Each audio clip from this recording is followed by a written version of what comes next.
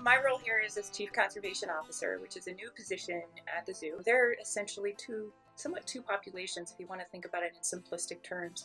They are wonderful lions that you see here at the Omaha Zoo. They are part of our assurance population. They are part of what we hope we will never have to do, and that is reintroduce lions to the wild. That is a really scary thought for us. But as we look at the most recent publication of the IUCN Red List from 2016, in the last 20 years, lion populations in Africa have reduced by over 40%, and that's in 20 years. So if that trend continues, that is a reality that we have to face. And that is not just a reality for lions, but that's a reality for many, many species.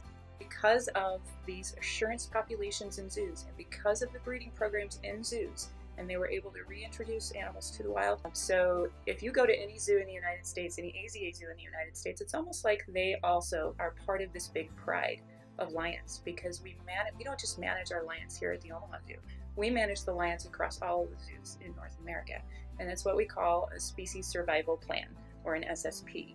So conservation works right here with our populations that are actually in zoos with these what we call species survival plans for each of the species that we're managing.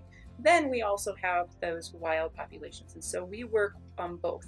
As a zoo, we help sustain the population that we have in our zoo, but then we also help contribute to conservation efforts that are actually in the field directly.